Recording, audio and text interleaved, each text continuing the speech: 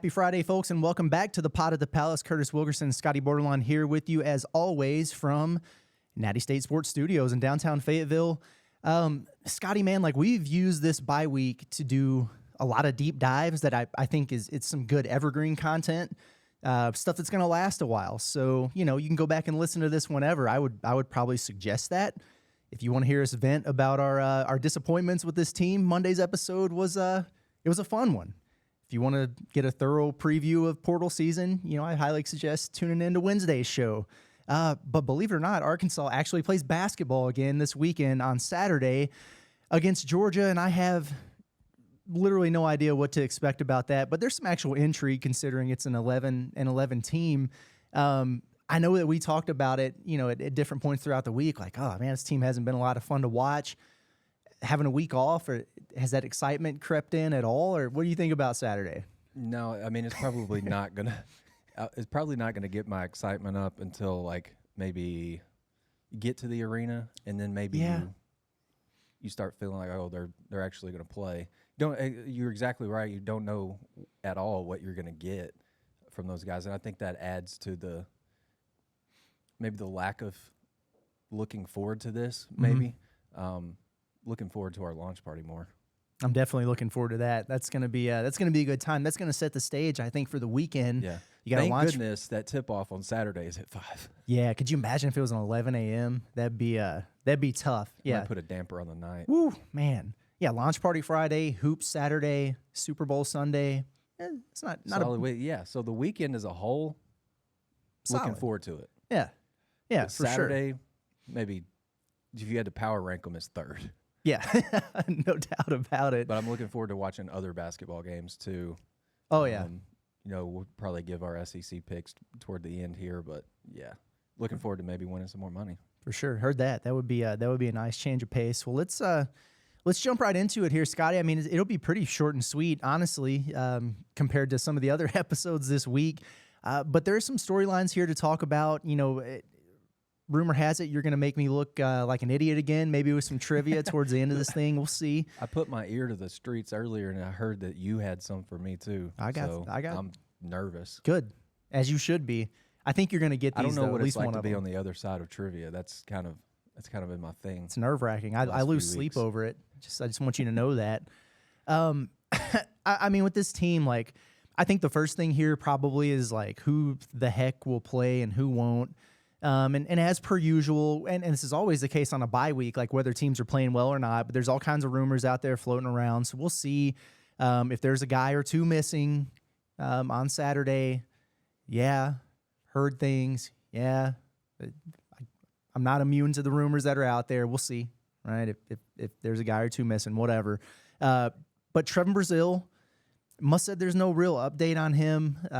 Hasn't practiced yet. We both listened to his radio show, and we'll see if he has an update later on Friday when we get to talk to him before the game. But we needed to get this into everybody's feeds to check it out. So we haven't talked to Muss yet. But follow along with me here. Muss said some days the knee feels good. Some days it doesn't.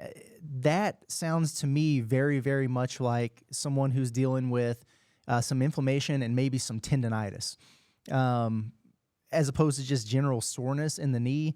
And I'm speaking to my own background here as an athletic trainer. Like Curtis over here. That's not uncommon post-surgery, especially once you get to this point in the season for, that thing's working harder than it has in the past. Maybe the strength isn't quite equal to the other knee.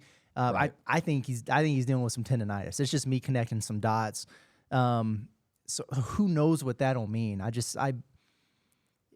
Muss is telling the truth, I have a hard time believing we'll see him, but yeah, I was going to ask what you would put the probability of him suiting up is. 25%. Really? Yeah. And we'll see. I mean, he has been trying to warm up with the team the last couple of games. I know he did at LSU. I heard, from someone who was there in the stands that it didn't look good and that he shut it down pretty quick. But if it's a day where he's feeling good, then maybe he goes through all warm-ups. But either way, just given the way it sounds, like I can't imagine him playing a significant role even if he is dressed. Yeah, and I feel like if there's been days where it feels good, there's been days where it feels bad, and he's been trying to get in there a little bit. I feel like you need to stack some it feels good days Yeah. on top of one another before you can get out there with bullets flying. Like that just seems like if not, and maybe you rush this thing getting back, which there is no reason for him to rush it back. And that's just, I mean, we've talked about these guys and their futures before. Like he's got a future beyond college to think about. And so the last thing he needs to do is rush back or get out there when he doesn't feel comfortable. So yeah, I'm kind of with you. I would be a little bit surprised if he played on Saturday for sure. And like even if he did feel good, you know, these last couple of days leading up to a game, you still don't know what you're going to get. Like facts. Practice is not a game whatsoever. So if he does play, I don't know that I would expect him to light it up by any means. Right. Now Devo, on the other hand, you know, we kind of thought with either one of these guys, if they were gonna make a return, that this was probably a good time to do it. The bye week, you could get back, have a full week of practice, you know, shake off the rust, get reacclimated, whatever. And for all intents and purposes, it sounds like Devo has done that. I mean, Muss also mentioned that he tweaked his ankle like the first day he was out there at practice. Yeah. I don't know what that means, but assuming he's been out there, you know, he's had a full week with the team. He's been there for all the prep. He's also missed a lot of time. I think this is probably what I'm most fascinated to see with this game is like what's it going to look like for Devo? Yeah. I would probably personally be more surprised if he didn't play at all or very little. I'd be more surprised by that than I would him starting and playing 35 minutes. Like that would not surprise me at all, just given the track record there. I don't know. What do you think? I think Eric wouldn't bring him back on the team if he didn't intend to play him. Right. Right. And like Devo, we've said this before, Devo at his best helps this team a lot. And if, you know, the things that you've been hearing are accurate, you might need some help in the backcourt. So I would expect Devo to play. And I texted you last night and I said, it's like, tell me if I'm just completely an idiot for doing this. Predict Devo's stat line, and everybody listening can send me and Curtis their prediction for Devo's stat line. So points, rebounds, and assists. We're not going to get in the weeds with steals and blocks and free throw attempts, and I really even maybe the minutes could be a tiebreaker if you know that were to happen. But if you nail his stat line on Saturday, I will send somebody a $15 Seven Brew gift card. You heard it. You heard it here. There are prizes involved for participation. I will do that. You win, we'll identify you. You send me your contact info, and I will get that Seven Brew gift card to you. I know, you know, Seven Brew is probably not appealing to some people, but as an addict, I feel like it's on my way in anyway. It's a versatile place. You can do a lot there. I can get my medium iced vanilla mocha, and I ask for a $15 gift card at the same time, so it won't be. There we go. I won't be going out of my way for that. I like it. But yeah, let's just get some interaction. Yeah, man. I think you could there's probably going to be people that think he's going to go for, you know, what he did his freshman year. He could go for 20 in his return and just be like, literally, where has this Devo been? And then literally, where has he been for the last 2 weeks? Yes. Kind of deal. Yeah. Or it could be, you know, there's probably going to be some people that don't think he plays at all. Right. I'm kind of in that middle ground. Yeah. Where should we set the over-under on his minutes? That's a great question. 16.5. Over. Over? Yeah, I think so. Okay. I'm really, and I don't think he's going to start. I don't think so either. I don't think he's going to start, but I think, you know, if he gets in there, maybe that second shift of guys, second wave of guys, and he keeps playing well, Eric's just, if it ain't broke, don't fix it. Yeah. He's just going to keep rocking with him. That's kind of how I feel about it too. Like I'm kind of being maybe a little facetious when I talk about it here, but it has, you know, 30 plus minutes written all over it. For sure. For me at least. Like it wouldn't surprise me at all. I kind of hope it happens because it'd be funny. The Saracen double R prop should only be his minutes. Yeah, I agree, only man. His minute total. Yeah. Yeah, I think that would be perfect. We ought to let Rainwater know. I probably did lowball it with 16.5, but I could see that. That's just the thing with this team. Like you could set that with anybody on this roster, not named Tremont Mark, you know, and like who knows? It's kind of crazy.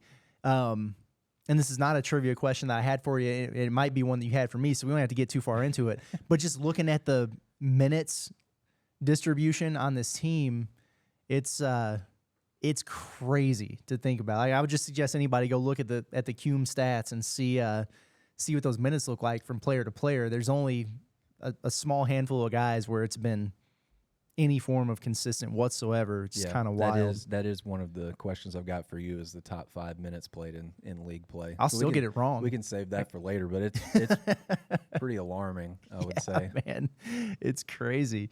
Are we participating in this stat line thing? Yeah, I've got mine written down. Okay, yeah, throw it at me. Do we want to do like the tiebreaker with minutes played, or do we want to do anything like that? Yeah, we could do that. I like it. All right. I've got 5 points. Okay. 4 rebounds. Okay. 1 assist. Okay. In 21 minutes. I like that. I have 7 points, 4 rebounds, 3 assists in 28 minutes. Okay. Run that by me again so I can write that down. 7 points. Okay. 4 rebounds, 3 assists.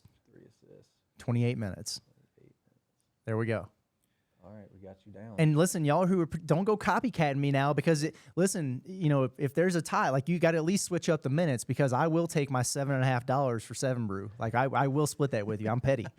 So just because I'm sitting in front of a microphone doesn't mean I'm not in on this prize if I win. I just throwing that out there right now. You might get the whole gift card. Yeah, and if Scotty wins, he's got to pay for himself, which he was going to do anyway. So it's just I'll pay me. That's fine. Oh man, yeah, I can't wait to see what it looks like with Devo. But again, like, I'm happy he's back. I'm happy he's back, and hope he does well. Maybe hope the tiebreaker should be like accessory related. Like, is he gonna go headband and then take it off? Is he gonna go shooter sleeve on his legs? Or I think he's gonna go back to his short shorts, tall socks look. Yeah, that we've seen a couple times. That's kind of my expectation. Yeah. I hope we get upside down headband Devo. Yeah, but here. We'll see. That would be the best thing for the team. I think so too. Yeah, upside down headband Devo. They need that. Yeah, I mean, he told me when he was a freshman, he was like, "Hey, these people in my circle are saying when you turn that headband upside down, you're a different cat." Hey man. So he's aware. Yeah. He is very aware. And I've talked to him in the past about his accessory choices and all that stuff. And that was back before the nails or whatever. It was strictly like socks and arm sleeves and undershirts. So it's like he's done the undershirt thing too, where he's worn it for like his first shift, and then he gets subbed back in, and he's like, T-shirt's gone, socks are down, headband's off. So it's interesting man. He is an interesting man. Yeah. And shoot, like, beyond that, I mean, I have a pretty strong hunch here that Eric Musselman will not be rolling out the same starting lineup either on Saturday. And so I think it was 2 games in a row they started Blocker, Battle, Mark, Lawson, and Graham. If my memory serves me correctly, that was the last 2 games. Yep. The first game against Georgia when they were in Athens, I mean, he went with, I remember that, it was Minifield, Devo, Trevon, Mark, Brazile, and Mackay. It damn sure ain't going to be that. So right. I wonder if he goes back to something he's used before, if he goes back to the well and we get like lucky number 13 here with the starting lineup combinations. Do you have a thought on that? I have one, but I want to see what you got. Yeah, I was trying to figure out which groups hadn't played together, because, I mean, you got 12 to work with, so you got to put some guys in, pull some guys out, or you'd have the same lineup combo. I think I looked at CBB analytics, and this group has played like 2 minutes and 40 seconds together. Okay. And that 240 was at LSU. Okay. And they were in the positive when they played. So it was second half, so it wasn't like the game was particularly close, but they did get some run together. Layden Blocker. Okay. You got to have Tremont Mark in there. Mm-hmm. Jeremiah Davenport. Mm-hmm. Jalen Graham. Mm-hmm. Chandler Lawson. Damn it. Did I steal yours? No, almost. I had Layden Blocker, Tremont Mark, Jeremiah Davenport, Jalen Graham, Mackay Mitchell. Okay. Yeah, I mean, I could go either way with Kai or Lawson. But I don't think, like, the bigs have been playing fine, and you've been bringing Kai. Kai's come off the bench every game since Florida. He's been hooping in that role. Yeah, he has. So yeah, but I don't mind at all seeing Kai and Jalen Graham, feeding off each other from the jump. They've been playing as well as any duo Arkansas's got right now. Yeah, for sure. And yeah, I definitely I would actually be kind of surprised if I didn't see the blocker Mark Davenport backcourt, unless they are just like, yeah, Devo, get in there, buddy. Yeah. Because Georgia has some big guards. And they'll go to the bench and bring Justin Hill in, and he's 6 foot. He's kind of stocky, but that's when you can get maybe some of your smaller guards in there. But when they go with like Thomason and Demery, our boy on the portal board back there, and they got Abdur Rahim and some of those other, like it's a pretty big group of those guards three and wings. guys you just named, 6'4", 6'5", 6'8". Yeah. So that's some girth to those Even guys. the kid, and he was stroking it on Arkansas, like Blue Kane or whatever his name was, the freshman. He's a big kid too. He's like 6'5". So they've got a pretty big backcourt. So it wouldn't surprise me at all to see Must go big. And then on his radio show, he was also talking about how they might turn towards playing some more traditional lineups, which makes me think they might be going back to the 2 bigs, and and I think you might be hitting the nail on the head with starting Kai. Is that Russell Chiwa? Is that how you say his name? Yeah, the big boy big for fella. Georgia. Mm-hmm. He's started every game this year, and that boy's 7 foot 275. Yeah, I mean, I know Chandler Lawson's dealt with Zach Edey before, who's even bigger than that. But if you want to go size for size, Kai's your best bet. Matching up with him, maybe try to bully him a little bit right from the jump. Yeah, exactly. And then it'll also be interesting to see, like always, like how deep does Musk go? I mean, it seems like if things are going well, he'll really try to keep it to that 7 or 8. Mm-hmm. If it's a a mess, then he'll keep trying to push buttons or whatever. But I wonder about that standpoint of it with Devo coming back, and are we going to see the spots for Denaje Harris and Joseph Pinion, or is he going to really keep that thing trim? I hope he keeps it to 8. I hope then so. The guys that he brings off are the third big Mm-hmm. who doesn't start, and then Minifield and Devo. Yeah. Just keep it. I think keep I'd it be to fine that. with that. Keep it to that. I'm with you 100%. Scotty, man, like, I don't know. Arkansas lost this game 76-66 in Athens. Literally a month. It'll be a month to the day when they tip off on Saturday.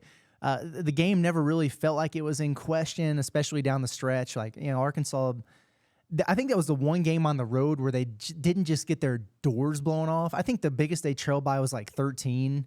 But they, it was just, I never really felt like they were going to win that game. They could not make a shot. They were 3 of 21 from 3. They were sub 70% from the free throw line. Mark was the only guy in double figures in that game. I think he had 24. They had 15 turnovers. It was kind of a mess there. I thought they did a really good job defending Jabri Abdur-Rahim in that game, who's a really nice player for Georgia. But the supporting cast torched him. Like, I know that the Thomason kid was lighting him up. Justin Hill lit him up. So Melendez got in double figures too. Melendez got in double is a figures. kid that they prepped for previously at Illinois, and they still couldn't. Yeah, still couldn't keep him at bay. Right. So I don't know, man. Like Georgia, they're really not very good. I mean, they're maybe like average to middle of the pack in the SEC, but they've lost 6 of 8 since they beat Arkansas. I think they lost 3 or 4 in a row at this point. Yeah.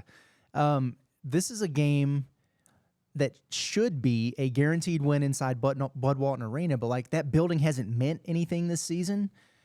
But listen, like, I know it really doesn't matter at this point. Like, you're 11-11 now, but you probably want to win this one when you've got Tennessee coming into your building next week, and then you got that 2-game road swing with Mississippi State and A&M. Yeah, I think the biggest thing is you just want to give people a reason this weekend to come back next time. Yeah. Right? Like, if you want any chance of taking Tennessee down, you're going to have to get the crowd involved there. But if you lose this weekend, people might only be coming to see Tennessee in the midweek next week just because Tennessee could win a national championship. And it could just be that instead of going to watch Arkansas, I hope it doesn't get to that point. They need to, like, this team's lost 3 out of his last 4 at home in league play, and they're this close from being winless at home in league play. That's, man.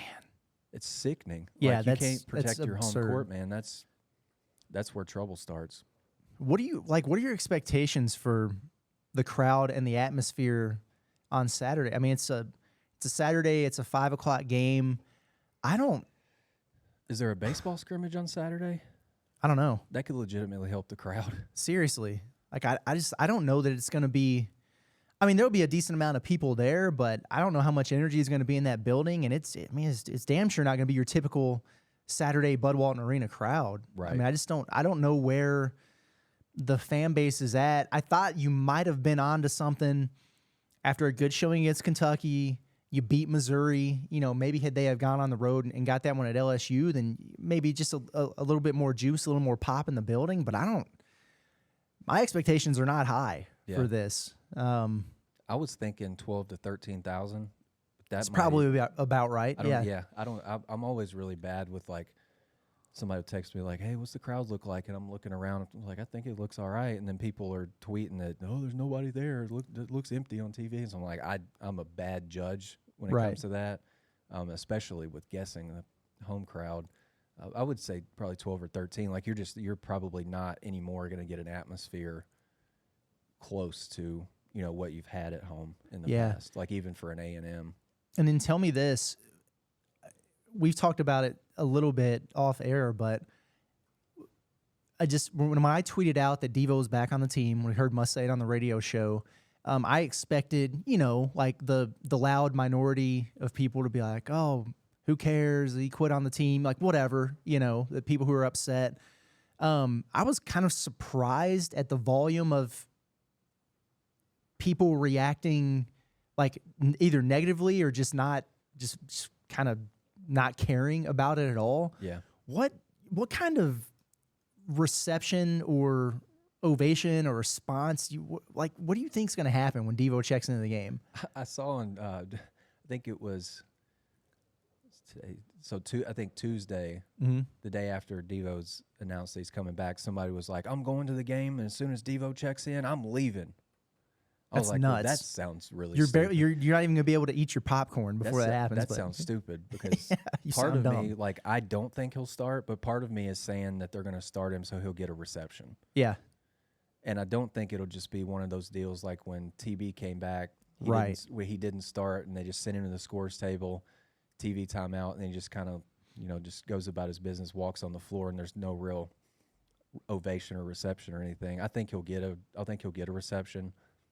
Just 'cause he's been around a long time, like he's responsible for a bunch of big moments, right? You know, the last 4 years. Here's I think my people thing. will appreciate that. I hope Is everybody in the building going to be like that? Probably not. Right. And my hope is, if you're happy and appreciative and glad that he's back, cheer your head off like you would anybody else. If you're upset with how things have gone down or your perception of it or whatever, just sit there.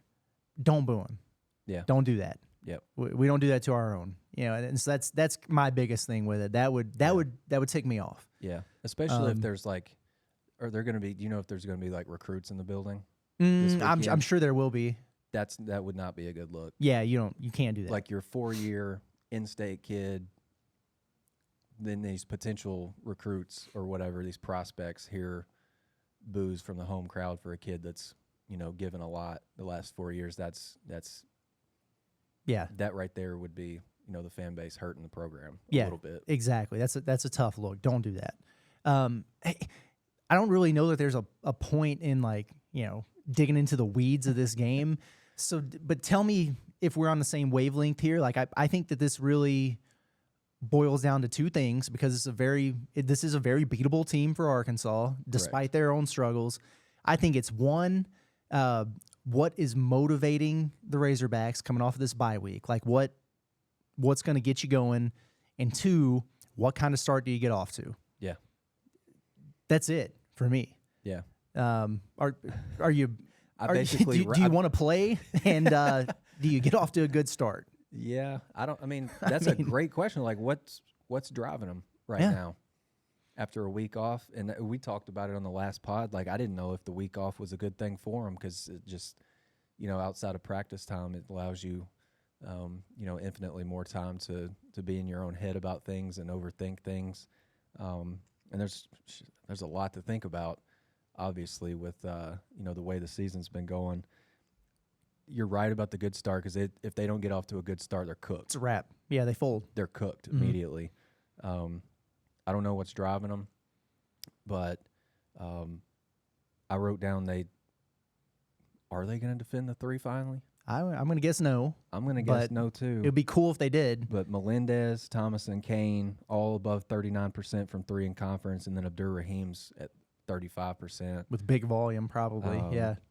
36.5% Georgia is above the break for the season. So that's, where they like to shoot it. You know who likes to shoot it. Can you prevent them from shooting it well? Because you're dead last in the league in 3-point defense. Dead last.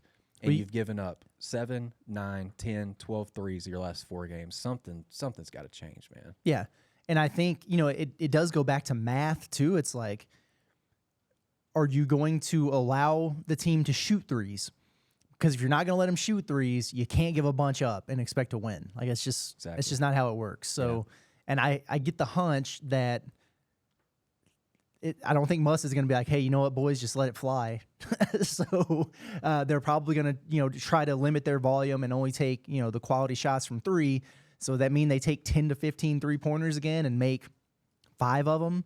Well, and you can't give up 10. Right. Exactly. So I'm with you. I think they've got to guard the arc somehow. And one thing that stood out to me when Arkansas went to Georgia is guys like Abdur-Rahim and Melendez, they don't need a whole lot of airspace to get a shot off. Right. So you could do everything right and they could still make a shot, but like you just gotta stay consistent in how you're in your 3-point defense approach. It could be one of those deals where they want to run them off the 3-point line. Well, hope your help defense is solid and you're funneling guys to the right bigs who can actually do something about it around the rim. That would be good. That would be ideal. This was the one game I remember, during this tough stretch in SEC play where Muss, it seemed like against Georgia, he was, for the most part, he was pleased with the effort and everything, especially coming off that Auburn game. But he was very much like, we just didn't make any shots and they were knocking them down. And I kind of felt that way after that game too. But, much has changed since then. I don't know how good Georgia is away from home. Like we watched them put up what felt like 1 million points against Kentucky and still lose, but it's a different team, home and road. Yeah, they don't shoot. I don't feel like they shoot it quite as well on the road. So Arkansas needs to try to continue that trend. But the trend has been Arkansas makes other teams look really, really good, maybe way better than they are. Exactly. In reality.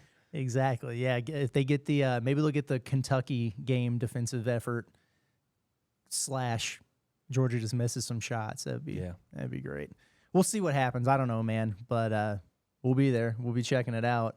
Well, let's get to this trivia time. I'm anxious to see what you got. Yep. Doing the Friday 5. I've got 5 questions for you, and it's weird. I did like top 4 in one category, top 5, top 2, top 3. Okay. It's weird. It's a little bit weird. Let it be weird. And then I'll leave it up to you whether you want to do another trivia question or which is true. Okay. Okay, so the first one, who's Arkansas's top 4 in assists in SEC play? Oh. I feel like we briefly touched on this maybe off air earlier in the week because it was so funny that I couldn't not tell people. Assist SEC play. You were in here, and I just had to tell you. Hey, well, Mekhi Mitchell, number 1, because that's what I do remember. Yeah, which is absurd. And then there's a tie for second.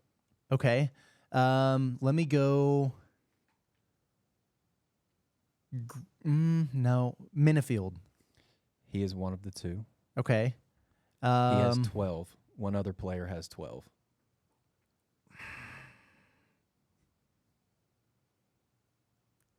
Devo? No.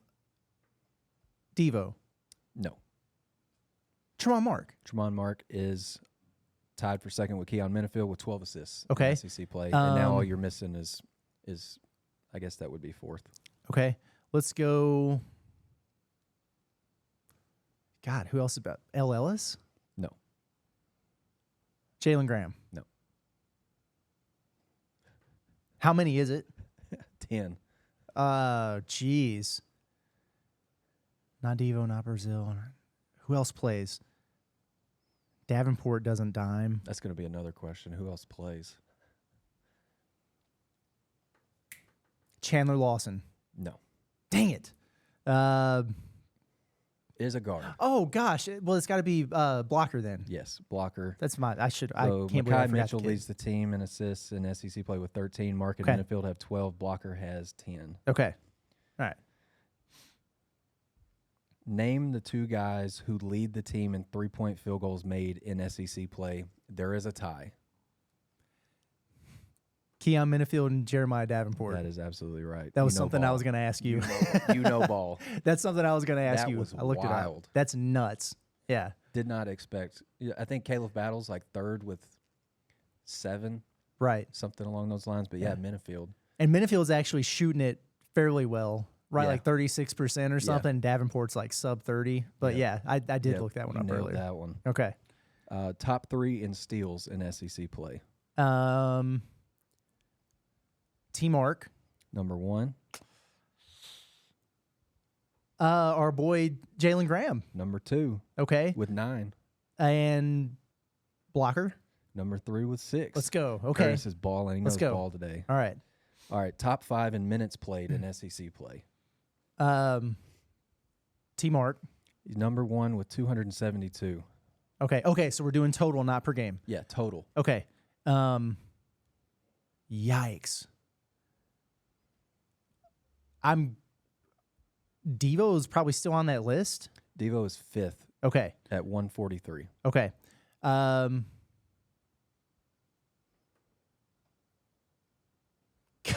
This really should not be as difficult as it is. Okay. Kai Mitchell. He is number 2, 171. So he's played 101 fewer minutes than Tremont Mark, who is number 1. Yikes. Brazile still on there? Brazile is 3rd, He's 3rd and he hasn't played in 2 weeks. 163 minutes. Okay, so we got You got Mark, Mark 1, Kai. Kai 2, TB 3, Devo 5. okay. Graham? Graham is 4th, 150 minutes. So it's Dude, that makes no Mark, sense. Mitchell, Brazile, Graham, Devo. That's top 5. crazy. Okay. All right. So would you rather, do you want to do which is true, or do a leading scorers challenge? Let's go which is true. Which is true? L. Ellis or Layden Blocker played more minutes in SEC play? Dude. Has L. Ellis played more minutes than Layden Blocker, or has Layden Blocker played more minutes in SEC play than L. Ellis? Okay, SEC play. Yeah, because Blocker kind of had his run of starts pre-SEC play, and now he's back in there. He had some short stints. L's been a DMP the last couple games.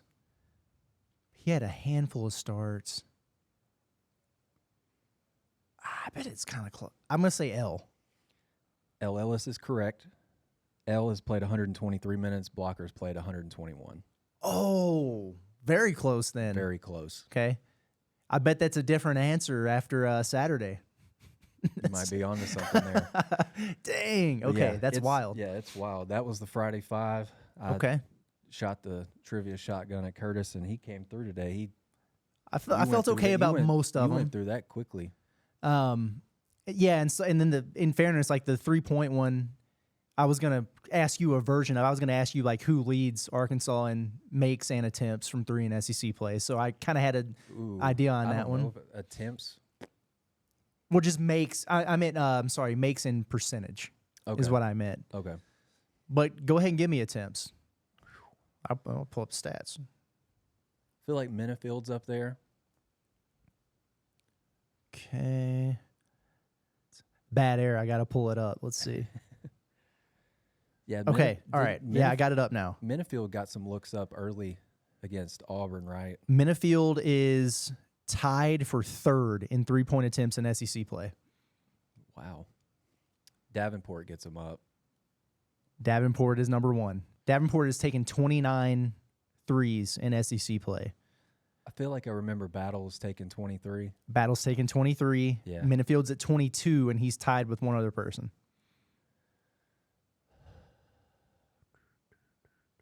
who gets a lot of shots up. Oh, Tremont Mark. Yes. Yeah. All right.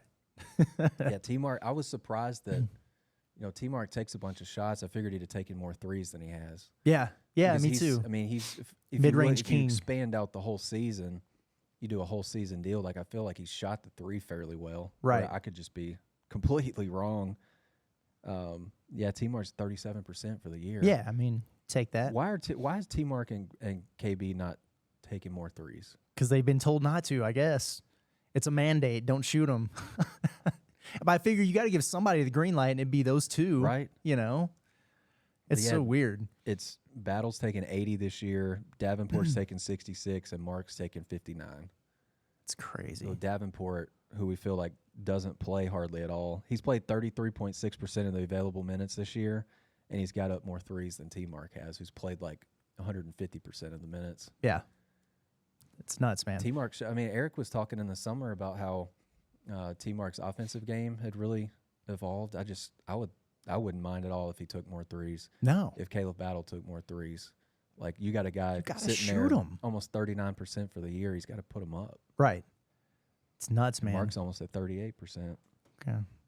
Well, I did have one other one for you, because we spent a lot of time this week talking about just how crazy the lineup and rotation inconsistencies have been. Mm-hmm. There are two players on this roster that have played in every game this season. Who are they? Oh, so T-Mark's Two guys who have appeared in every game this season.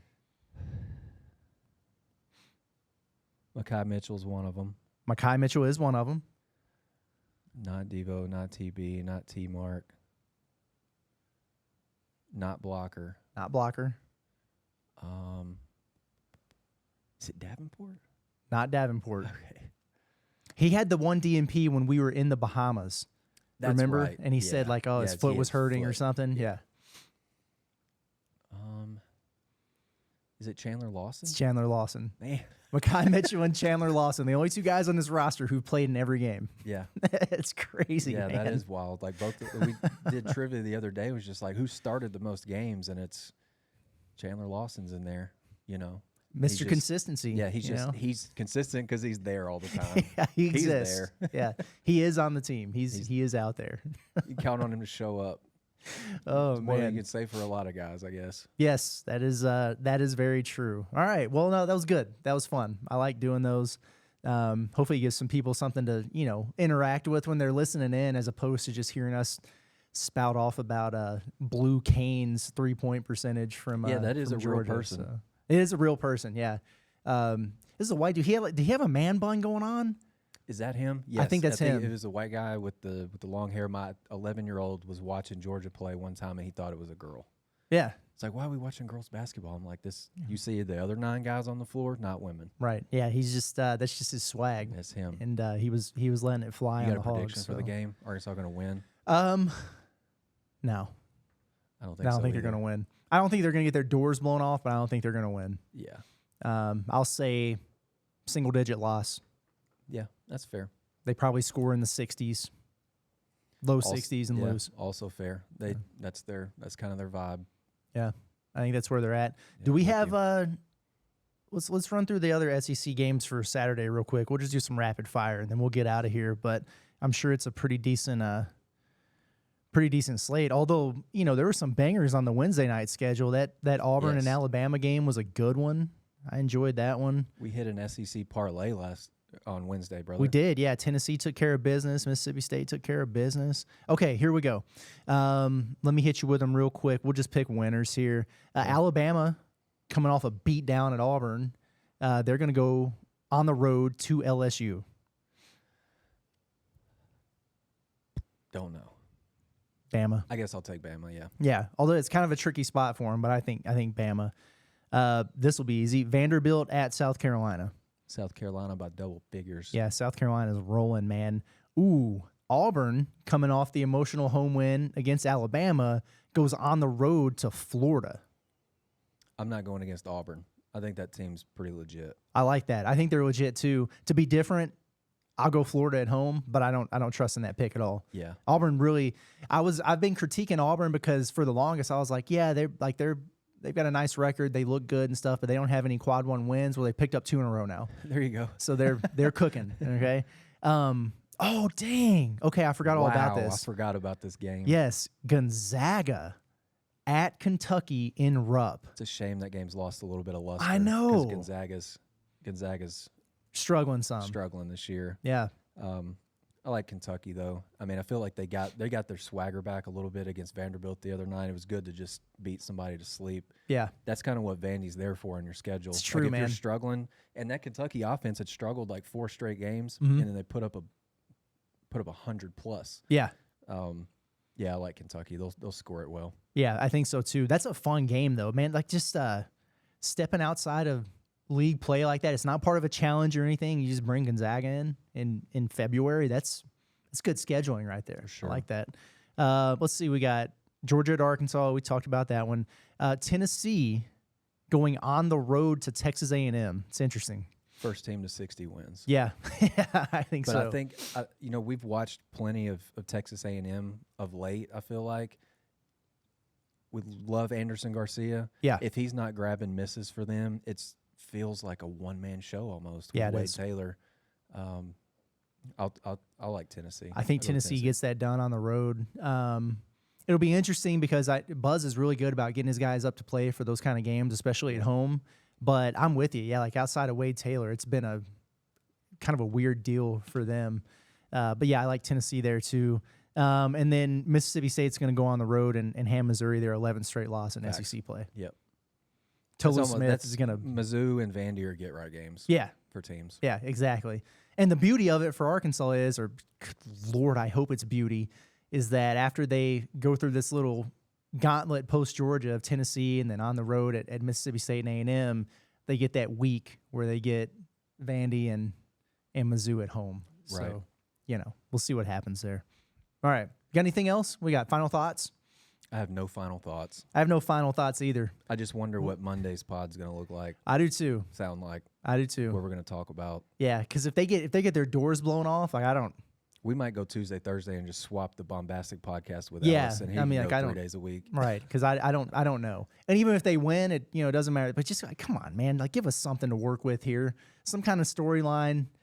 I'm sure there will be some kind of drama that we can talk about. We'll see. Count on it. Yeah, I'm definitely counting on that. But hey, cool, we did it. It's a wrap. Got you primed up for Georgia. Got some trivia for you. Don't forget to get in the comments, okay, or throw us something on Twitter. Give us that Devo Davis stat line: points, Yes. rebounds, and assists. Yep. I'm 7 offering brew a on the line. $15 7 Brew gift card for anybody that nails it. Go ahead and send minutes played too. That could be potentially a tiebreaker. Yeah, exactly. All right. Well, that'll wrap us up for this show. The Pod at the Palace. It's been Curtis Wilkerson and Scottie Bordelon with Natty State Sports, and we will catch you guys after the weekend. Enjoy your Super Bowl Sunday, and we will talk to you on Monday.